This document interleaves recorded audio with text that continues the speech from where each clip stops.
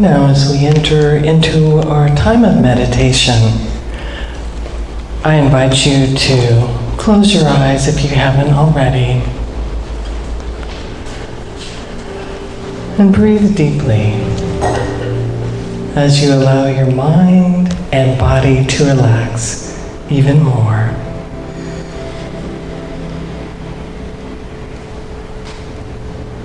Just breathing out any concerns or worries, letting it all go. And breathing into the holy presence that is always already.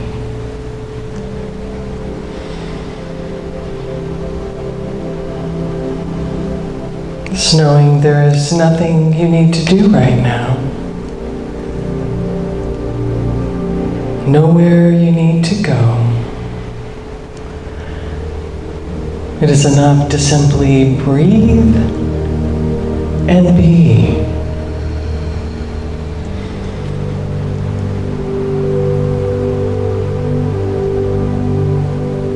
So allow yourself to rest in the stream of well-being, supported by a divine flow that moves in and through your body and in and through your life.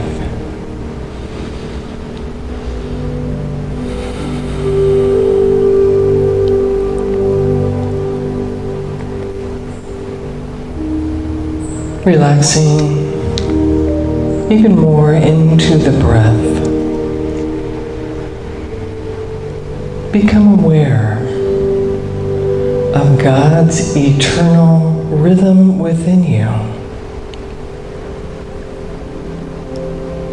With each inhalation and exhalation,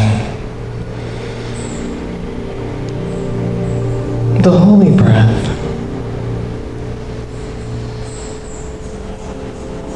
that connects us, enlivens us, sustains us.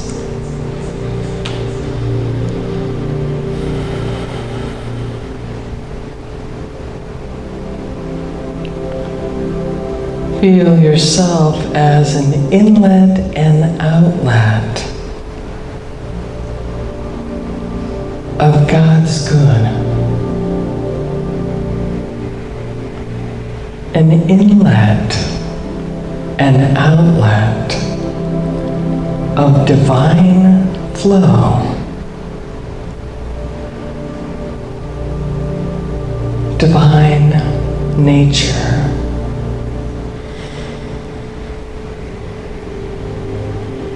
divine life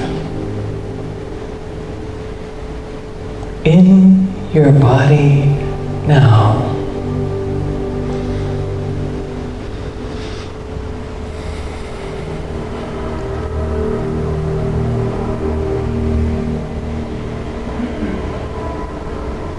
Allow yourself to be held by that great love that is big enough to hold it all.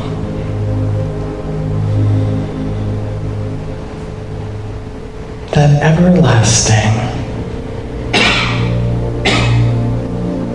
radiant love.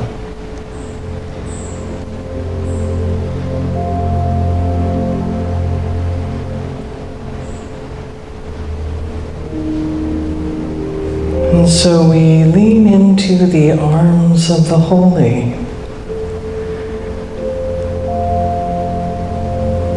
With every breath, allow yourself to be comforted, restored, healed, guided, prospered,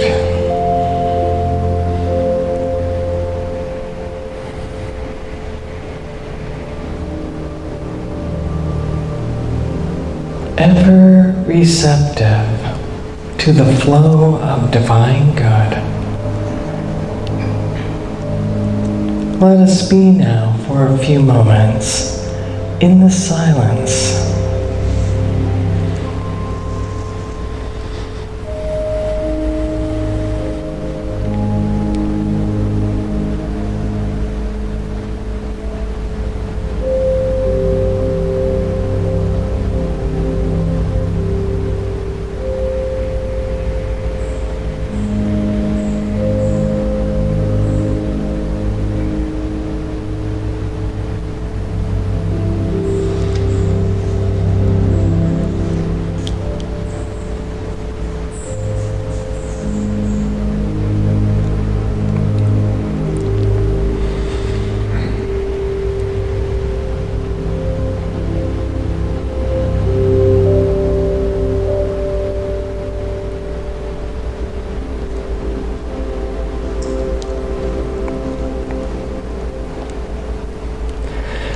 Now, as we return our attention to this room, may we continue our day with gratitude for our connection, for our oneness, and for the flow of life. Thank you, God. Amen.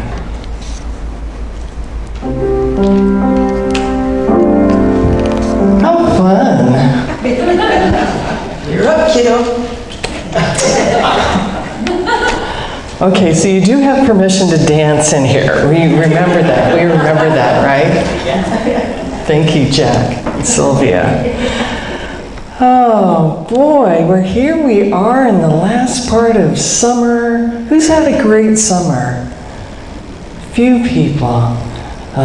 Yeah, good. Well, we are closing out our summer with in a playful way with what we're exploring this month with this wonderful book, Row, Row, Row Your Boat, A Guide for Living Life in the Divine Flow by Stephen Lane Taylor, who is a Unity person in Dallas, I believe. So I think we're going to get to sing this song a little bit later, too, right? Oh, yes. And I just want to mention, too, if there's an empty seat next to you, just bless it, because that's probably someone who's on vacation, just, enjoying their summer. So have you ever had a day where it all goes right? Yeah. Where you're just in the right place, the right time, and everything flows so smoothly? Yeah. So what if today, from this moment on, is one of those days? Are you open to that? Maybe for some of you it already is this morning. You're just in the flow. Yeah. So one of those days where you make a new friend, or you get a really great new idea, or a bank deposit shows up that you've been waiting for. Or, just something, a surprise abundance comes to you that you just go, wow. So I invite us to be open to having today being one of those days. Yeah. Who's in for that? Yay, good. So to anchor our willingness in this, let's do some affirmations. And I will say them once, and then I will invite you to read them with me. Today, I lift my vibration, expand my horizon, and set myself free. I am abundantly fueled and funded by the grace of Spirit. Divine life is my life, and I vibrate with harmony and wholeness. I thrive in the healing stream of life. I let go and let Spirit flow, and I am grateful. And so it is, and so I let it be. So together, Today, I lift my vibration, expand my horizon, and set myself free. I am abundantly fueled and funded by the grace of Spirit. Divine life is my life, and I vibrate with harmony and wholeness. I thrive in the healing stream of life.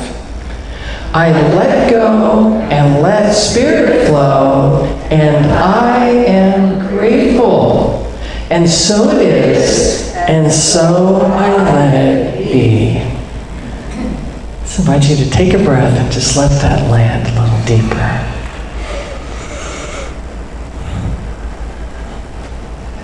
Today is the day we thrive in the healing stream of life. So did you know that a fish in the open sea never stops growing? And so we give thanks for the endless sea of divine intelligence where we continue to grow in consciousness and love, growing with no limit, boundless. And so if you think about it, our bodies have been designed with a pattern of divine flow.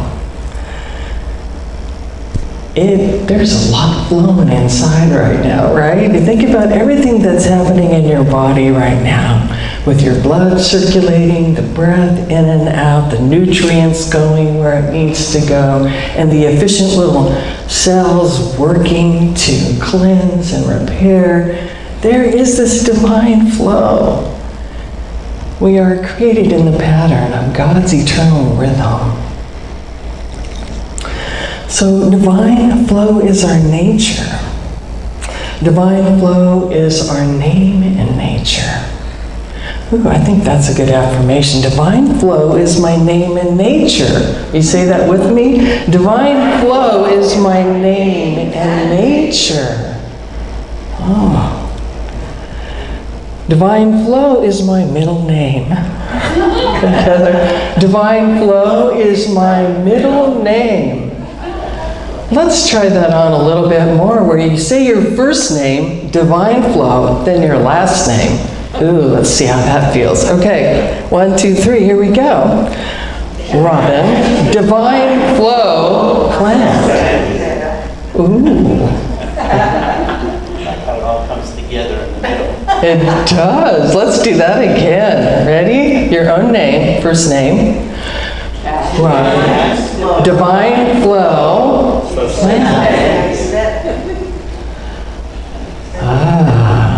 Yeah, that connection point in the middle. We're all connected in that divine flow. Okay, once more.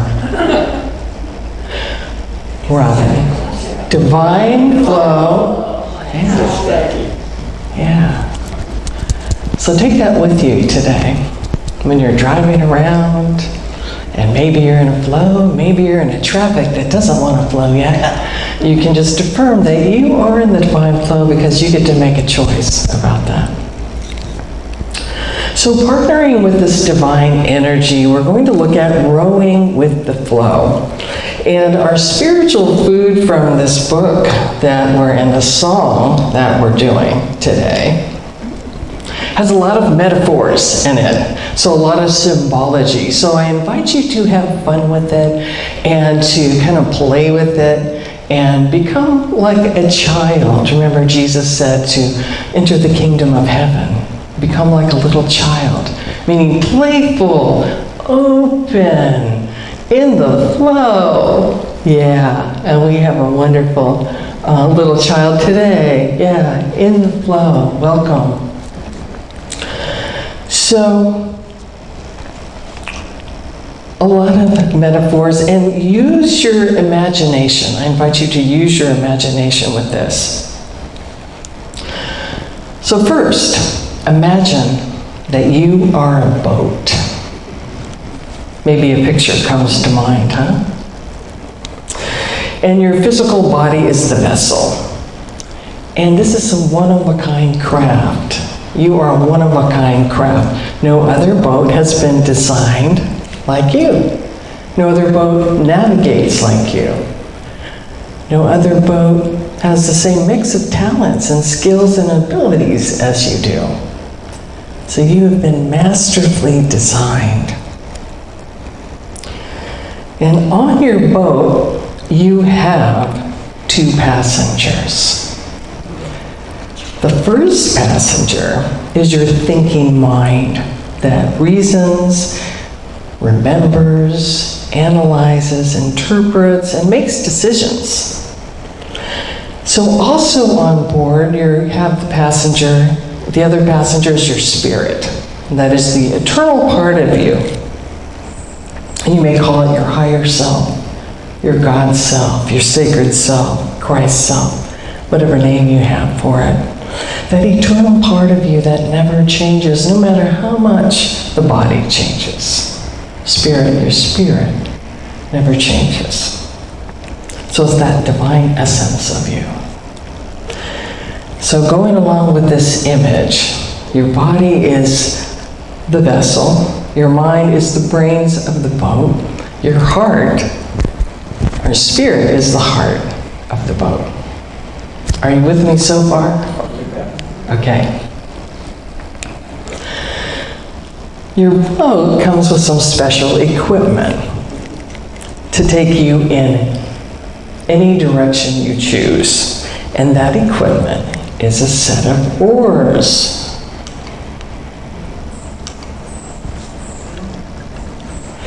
And your oars are your free will. So your free will to decide where you want to go, what you want to have, who you want to be, or what you want to do. So with our free will, we can row in any direction, right? To any destination, such as maybe something you want to own, or a career you want to start, or a relationship you want to nurture, or something creative you want to bring forth, or a healthy habit you want to start. So we know that some destinations are close by and quick to reach, and some, like long-term goals, take a little bit more. So have you noticed that when we row in a direction where we use our gifts and talents, that we feel fulfilled and satisfied at the end of the day, rewarded? And when we choose destinations in the opposite direction, what happens? We may entertain ourselves for a while, but at some point we realize something's missing, right? Something's missing. Because nothing can fill that God-sized space, but more of God coming through you. So if you're wondering what your gifts and talents are, or where to share them, you can take your questions to prayer, and you will be guided. Because you are not here by accident. You are part of the divine design of God's love in action.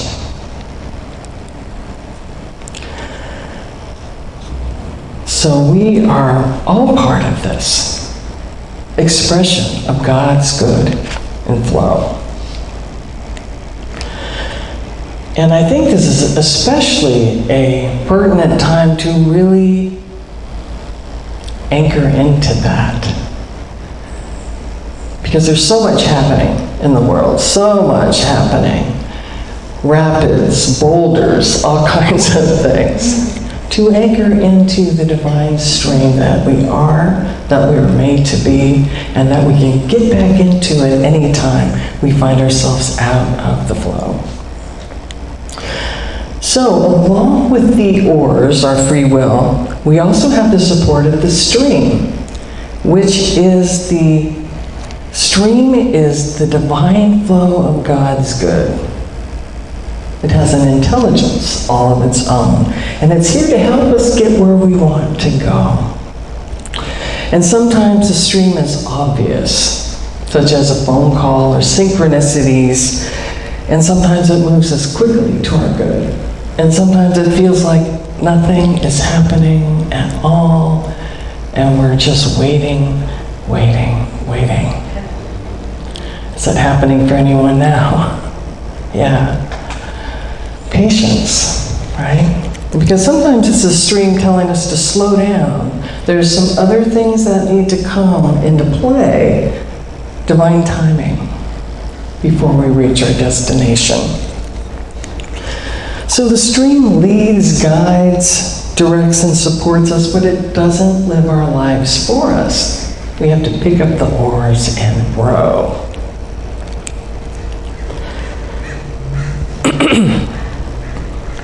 So using our free will, those oars to row. How many of you are rowing towards something now, a goal that you have? Few of you, yeah. So we know there will always be choices to make along the way. And some of those choices are beyond our comfort zone, right? That, boy, I really want that relationship, or I really want to travel to that country, or I really want to reach out to this person. But fears can come up, right? And so, if your choice seems daunting, consider this, that it's only your next choice. It's not your final choice. And if you fear making a choice and having it be the wrong one, consider that your choice can never be wrong. You will either learn something from it, or it will move you further along to your goal. So that takes the judgment out of, past actions, doesn't it?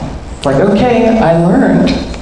Or this moved me a little closer. This moved me towards something that was even better than I had originally thought.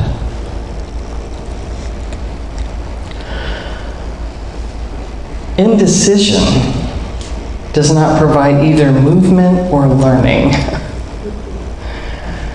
Yeah, sometimes we can just kind of sit there, put our oars in the boat and just sit there, but then we're not going anywhere or learning anything, right?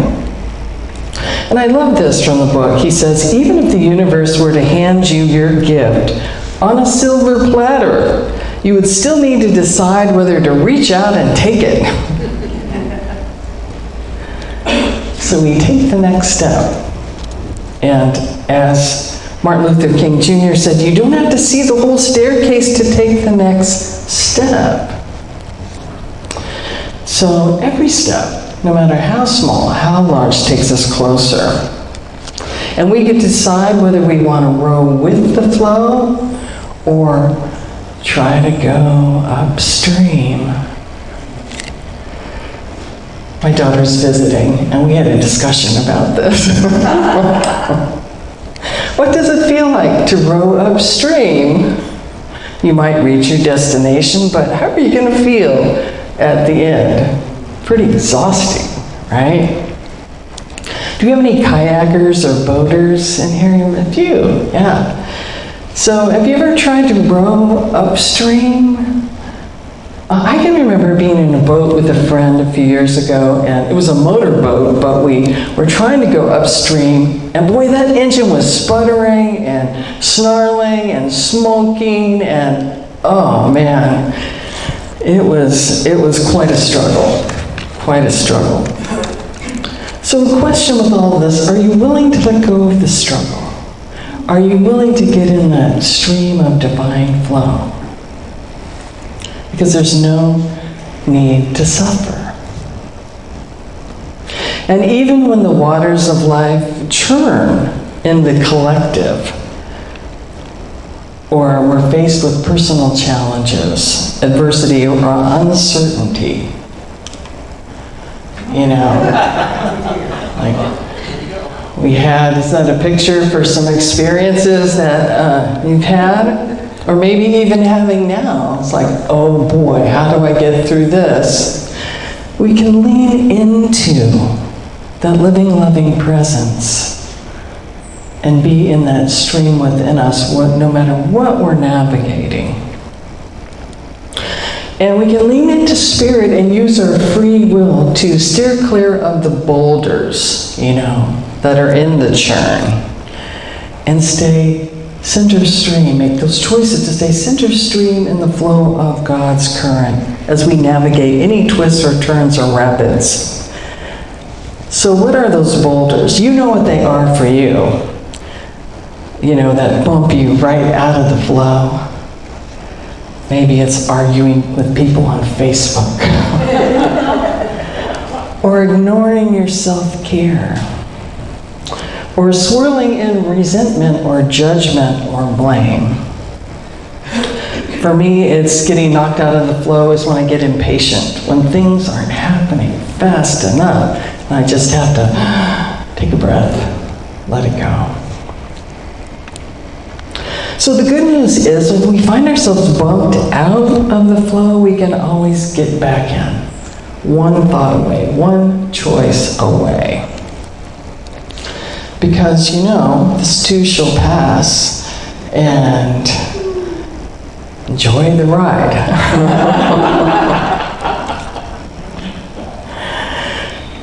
So this last part here, our author invites us to strengthen our ability to partner with the divine flow with a set of questions, and these questions will be on a slide in a little bit, with 5 questions. So 5 questions we can ask ourselves. And the first one is, do I really want to go where I say I do?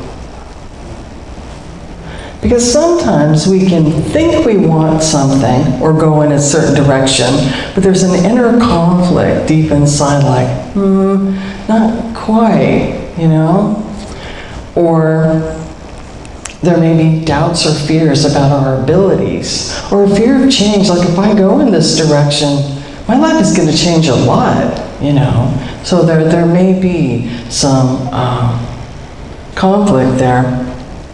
So our thoughts and feelings need to be in alignment to take advantage, full advantage of the stream. I was reflecting on this, and I thought when I was younger, I had applied to Oceanside College of Beauty because I like to cut hair. And I thought, okay, well, I'll just go in that direction. But there's something that it wasn't quite the direction I wanted to go. But I just ignored that. I'm getting good at that. Just ignore that. And when the director called and said, congratulations, you've been accepted, what popped out of my mouth was, no thank you. I think it was 20 or something, Didn't have very good communication skills back then. That's why you can always pray for this or something better, because Spirit will help guide you to that something better. So the second question we can ask ourselves is, am I paying attention to what's going on around me? So are there signs right in front of you that are leading you to the next step? Or maybe it's a person guiding your way. So, when we're in the past replaying an old hurt or worried about the future, we're not present and we may miss things. So, being present, that's where life is happening. The third question we can ask ourselves, am I paying attention to what's going on within me? So that's spending time getting quiet, just seeing where your body's at, listening to your body, and allowing those intuitions and intimations and images to come to you, to land. And that's our direct connection to Spirit.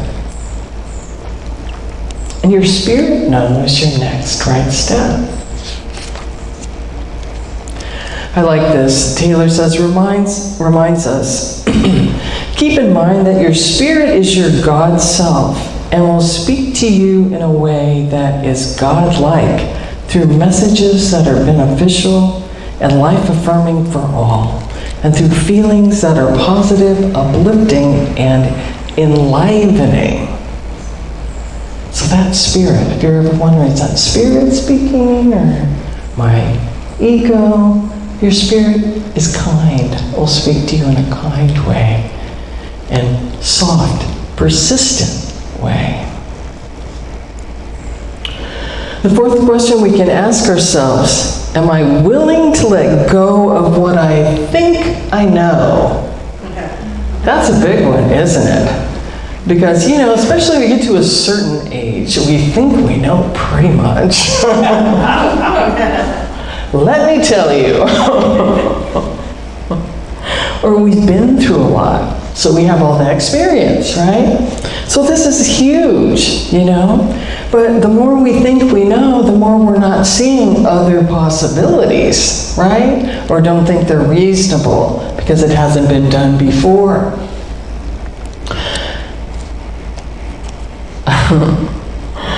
So, another way we can block ourselves is by thinking of the 1,200 steps it's going to take to get to where we want to go. And we can just feel overwhelmed and quit before we start. But it's just one small, sweet step. What can I do with what I have right where I'm at? Taking forward.